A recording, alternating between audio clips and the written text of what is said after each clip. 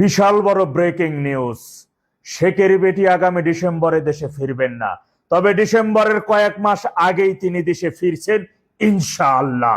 95% উপরে নিশ্চিত হয়ে আপনাদেরকে এই তথ্য জানালাম। আগেই বলেছিলাম আওয়ামী লীগ এই মুহূর্তে রামের করাতে পরিণত হয়েছে, আইতেও কাটে যাইতেও কাটে। আগামী সেপ্টেম্বরে ফ্যাসিস্ট তারেক দিল্লিতে সফরে গেলেও ভালো, না গেলেও ভালো। তবে দিল্লিতে সফরে না যাইয়া শুধু দেশের মধ্যে বৈশা একদিকে 9 বার এডিট করিয়া দিল্লিকে হুঙ্কার দিবা, বিভিন্ন বিষয়ে অসন্তোষের প্রকাশ করবা, আবার অন্যদিকে কাঁচামরিচ দাও, পেঁয়াজ দাও, ডাল দাও, ডিজেল দাও, তেল দাও, এইগুলা চাইবা। গঙ্গার ভানে কিন্তু জায়গায় বসে চাইলে হবে না, নবায়ন করতে কিন্তু এখানে যাইতে হবে এবং সর থাপর কান্ডলা খাইতেও হবে। মাথায় রাখবেন বুড়া ভাম জঙ্গি ওই যে ফরহাদ মাজার, আসিফ নজরুল ইশার এবং বিএনপির বিভিন্ন মন্ত্রী বক্তব্যের ছন্দ পতনটাকে খেয়াল করেছেন? তারা এক একজন এক এক রকমের বক্তব্য দিতেছে। এতদিন ফ্যাসিস্ট সরকার থেকে শুরু করে অনেকেই বলতেছিল তিনি যেদিন দেশে ঢুকবেন ওইখান থেকে ফাঁসির কাজটা নিয়ে যাওয়া হবে, দেশে ঢোকা মাত্রই তাকে গ্রেপ্তার করা হবে, দেশে ঢোকা মাত্রই তার বিচার কাজ শুরু হয়ে যাবে, তিনি দেশে ঢুকতে পারবেন না, এমন অনেক বক্তব্য। ইতিমধ্যে বাংলাদেশের জঘন্যতম ভারপ্রাপ্ত রাষ্ট্রপতি তিনি বলতেছেন আপনি আসেন দেশে, আমরা রাজপথে দেখে নেব। মানে এখন রাজপথে আগে, তারপর ফাঁসির কাষ্ট নাকি? আবার শিলং সালাউদ্দিন বলে তার কোনো অস্তিত্ব নাই, তিনি যে বক্তব্য দিয়েছেন আপনারা কি দেখেছেন? কথাটা বললে আবার একটু হাসিও মারে। ওরা জানে বঙ্গবন্ধুর ঐতিহাসিক 7ই মার্চের ভাষণ এই দেশের অধিকাংশ মানুষ ভিডিওতে দেখে নাই, রেডিওতে শুনেছে। 26শে মার্চে বঙ্গবন্ধুর স্বাধীনতার ঘোষণা সমস্ত বাঙালি রেডিওর মাধ্যমে শুনেছে, তারা দেখে নাই। এবং বঙ্গবন্ধুর পক্ষ থেকে যারা স্বাধীনতা পাঠ করেছে সমস্ত মানুষ তারা রেডিওতে শুনেছে। তদ্রুপ শেখের বেটিও স্বাধীনতার সার্বভৌমত্ব পুনরুদ্ধারের যে ঘোষণা দিবেন এমন তো হইতে পারে সেটা মানুষ রেডিওর মাধ্যমে শুনবেন।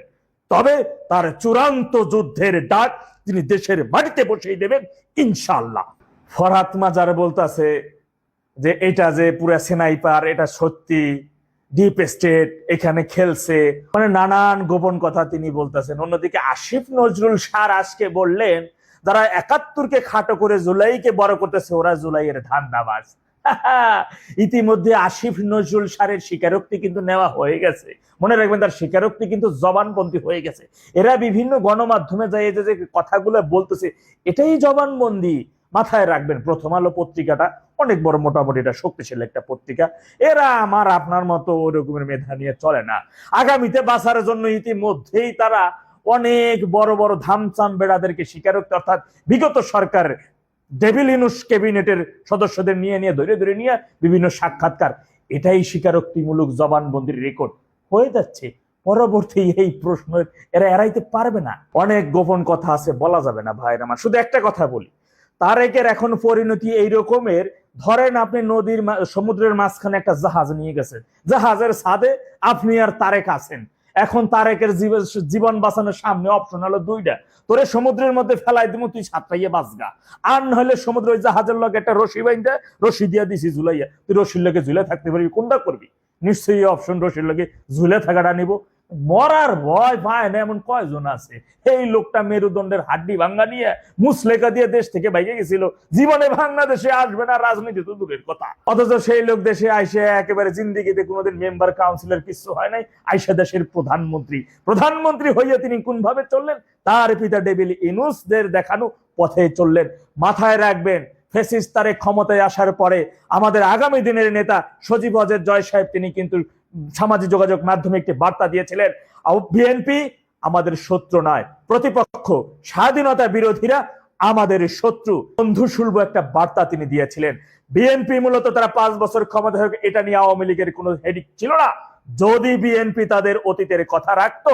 কারণ আজকে বিএনপি সরকার গঠন করেছে আওয়ামী লীগের সহযোগিতা নিয়ে। মানুষের দ্বারে দ্বারে গিয়ে আওয়ামী লীগের ভোট তারা টেনেছে, তোমরা আমাদেরকে ভোট দিলে শান্তিতে থাকতে পারবা, আওয়ামী লীগ ফিরে আসবে, এমন মিথ্যা প্রতিশ্রুতি তারা দিয়েছিল। দেশের স্বাধীনতা, আইন, বিচার, সংবিধান সমুন্নত রাখবে এমন ওয়াদাবদ্ধ ফ্যাসিস্ট তারেক হয়েছিল। কিন্তু ক্ষমতায় আইসাই ডেভিল ইনুসের ন্যায় আওয়ামী লীগের নিষিদ্ধ তিনি আইনে পরিণত করেছে। এইখানে আসল টোপটা ওর গলার মধ্যে পড়ছে।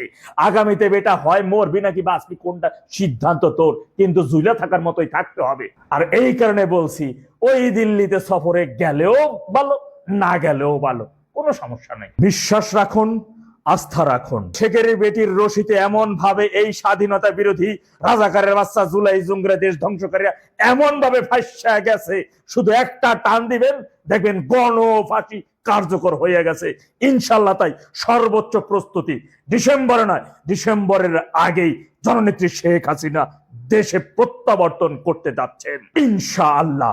সর্বশক্তি নিয়ে প্রস্তুত থাকতে হবে। বিজয় আমাদের নিশ্চিত। জয় বাংলা, জয় বঙ্গবন্ধু, বাংলাদেশ চিরজীবী হোক।